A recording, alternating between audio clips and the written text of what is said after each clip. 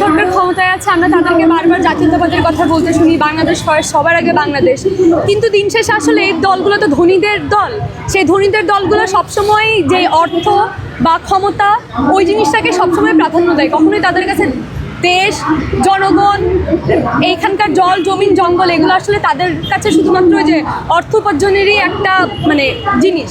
সরকারে যারা গেছে তারা বারবার বাংলাদেশ ফার্স্ট বললো, যা বারবার সব জায়গায় জাতীয়তাবাদী দল সহ সব জায়গায় জাতীয়তাবাদের কথা বললো।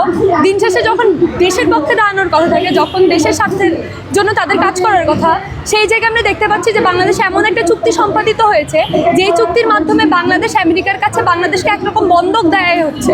এই চুক্তির মধ্যে বলা আছে যে বাংলাদেশ আমেরিকার সম্মতি ব্যতীত বা আমেরিকার অনুমতি ছাড়াও অন্য কোনো দেশের সাথে কোনো ধরনের চুক্তি করতে পারবে না। বাংলাদেশের যে ছোট ছোট ইন্ডাস্ট্রি, এই ইন্ডাস্ট্রিগুলোর কাঁচামাল আসে হচ্ছে চায়না থেকে। প্লাস্টিক ইন্ডাস্ট্রি বলেন, কেমিক্যাল ইন্ডাস্ট্রি বলেন, এই ইন্ডাস্ট্রিগুলোর যে কাঁচামালগুলো আবার ধরেন জ্বালানি আসে চীন থেকে, রাশিয়া থেকে, ভারতের মধ্যে দিয়ে। কিন্তু বাংলাদেশ সরকার বর্তমানে আমেরিকার অনুমতি ছাড়া কোথাও থেকে এই ধরনের ছোট উপকরণগুলা, পণ্য তৈরির উপকরণ বলেন, জ্বালানি বলেন, কোনো কিছু আমদানি করতে পারবে না। বাংলাদেশ একটা কৃষি প্রধান দেশ, কিন্তু বাংলাদেশে হচ্ছে আমেরিকার মতো দেশের থেকে হচ্ছে তুলা, গম, ভুট্টা এই জিনিসগুলো আমদানি করতে হবে। বাংলাদেশ বাংলাদেশ যেই গার্মেন্টস শিল্পের যে তুলা বাংলাদেশ সস্তায় হচ্ছে অন্যান্য ছোট ছোট দেশ থেকে আমদানি করে, চীন থেকে আমদানি করে, সেই আমদানিগুলো বন্ধ করে দিয়ে আমেরিকার থেকে তুলা আমদানি করতে হবে। সে আমেরিকার থেকে তুলা আমদানি করতে গেলে দেখা যাচ্ছে যে অতিরিক্ত দামের কারণে আবার গার্মেন্টসের যে পণ্য সেগুলোর দাম বেড়ে যাবে।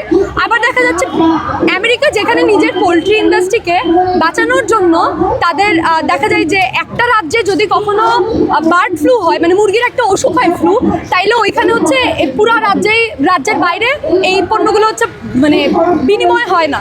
কিন্তু বলা হচ্ছে যে বাংলাদেশ ওই বার্ড ফ্লু আক্রান্ত হইলেও কোনো স্টেটে ওই রাজ্য থেকে মাংস আমদানি করতে বাধ্য থাকবে বাংলাদেশ। সেই কারণে যদি বাংলাদেশে বার্ড ফ্লু এসে বাংলাদেশের পোলট্রি ইন্ডাস্ট্রি ধ্বংস হয়ে যায়, তাতে আসলে আমেরিকার সরকার তো কিছু আসে যায় না। বা আমেরিকার সরকার তাদের দেশের যে কৃষক তাদেরকে নানা রকম প্রণোদনা দিয়ে, নানা রকম ইনসেন্টিভ দিয়ে তারা হচ্ছে তাদের ইন্ডাস্ট্রিগুলোকে বড় করার চেষ্টা করতেছে, কৃষকদেরকে বাঁচানোর চেষ্টা করতেছে।